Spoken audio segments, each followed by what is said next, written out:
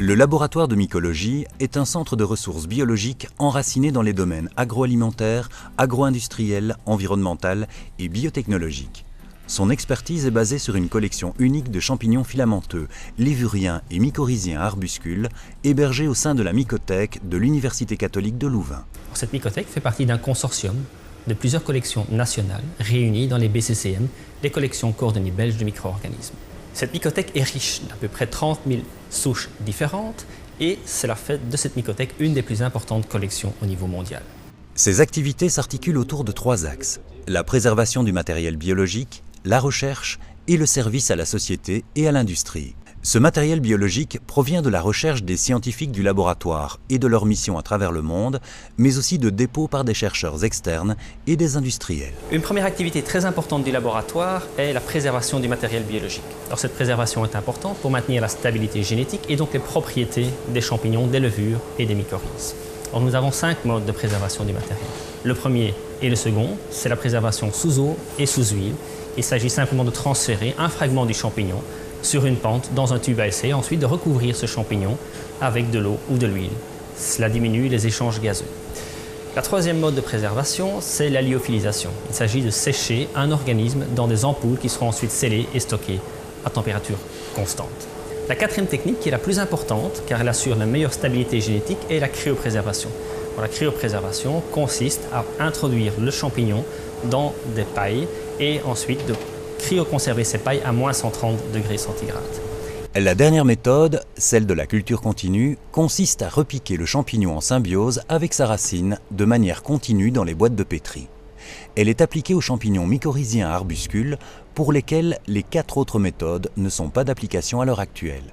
Cette diversité fongique est ensuite valorisée dans des activités de recherche se fondant sur l'expertise de 7 chercheurs seniors et de plus de 15 doctorants.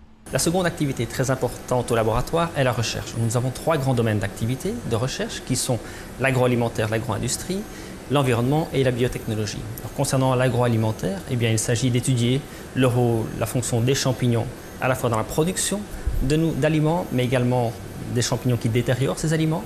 Nous intéressons également aux champignons phytopathogènes et aux champignons symbiotiques qui peuvent jouer des rôles très importants au niveau de nos grandes cultures. Deuxième activité est une activité au niveau de l'environnement où nous nous intéressons aux champignons pour leur rôle de bioremédiation des polluants par exemple, mais également de phytoremédiation de ces mêmes polluants. Enfin, la troisième activité très importante au niveau du laboratoire en termes de recherche, c'est la biotechnologie qui vise à utiliser la batterie enzymatique des champignons pour différentes applications, notamment la biosynthèse de certaines molécules colorantes par exemple, ou la dégradation d'autres molécules. Ces recherches se fondent sur des outils variés qui vont de la microbiologie classique, telle que l'observation de micro-organismes sur différents milieux de croissance, la microscopie optique ou électronique, aux méthodes physiologiques utilisées par exemple pour les tests de fermentation des sucres par les levures. 2 autres approches sont également largement utilisées. Une approche biochimique pour la caractérisation et la mise en œuvre d'enzymes fongiques qui nécessitent la maîtrise de techniques biochimiques de pointe, telles l'HPLC-MS ou la FPLC, et une approche de biologie moléculaire basée sur une batterie d'outils indispensables en mycologie, tels le séquençage d'ADN, le real-time PCR, l'AFLP ou le microarray. La plupart de ces activités de recherche sont ou peuvent être valorisées à travers les services de la mycothèque. La mycothèque offre 3 grands types de services. Un premier type de service est lié strictement au patrimoine fongique de la collection. Alors, il s'agit de la préservation de souches sous différents modes de préservation. Les souches peuvent être préservées en dépôt public, c'est-à-dire gratuitement et en accès libre après, soit en dépôt de sécurité, ce qui assure une certaine restriction d'accès au client qui a déposé les souches, soit en dépôt de brevet. Le second type de service que nous pouvons rendre à la société, au monde industriel, est plutôt relié à l'expertise que nous avons développée en termes de mycologie ces dernières années. Par exemple, les contrôles qualité, à savoir la détection, le dénombrement, l'isolement et l'identification de souches dans des produits finis ou dans des matières premières. L'identification de souches de tout un chacun qui aurait trouvé dans sa maison des souches posant des problèmes. Nous avons également développé une forte expertise en matière d'identification des mérules ou de tous les champignons s'attaquant au bois dans les maisons. Nous procédons également à des tests de résistance des matériaux à des produits antifongiques ou à des tests de fongicides contre des champignons, par exemple, phytopathogènes. Troisième grand volet pour lequel nous pouvons offrir des services au monde industriel et au monde de la recherche, c'est en termes de consultance et de formation.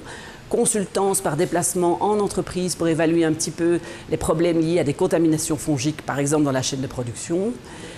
Et également training de type national ou international pour des chercheurs ou des scientifiques sur des sujets bien précis de la mycologie, comme par exemple l'identification ou sur les mycorhizes. Certains champignons présentent de réels problèmes pour la santé humaine et animale, l'agriculture, l'industrie, l'environnement, problèmes auxquels le laboratoire de mycologie et la mycothèque de l'Université catholique de Louvain s'emploient à trouver des solutions. Mais de par leur extraordinaire biodiversité, les champignons constituent aussi une source inestimable de nouvelles molécules et de procédés originaux que la recherche s'applique à valoriser au bénéfice de la société et de l'industrie.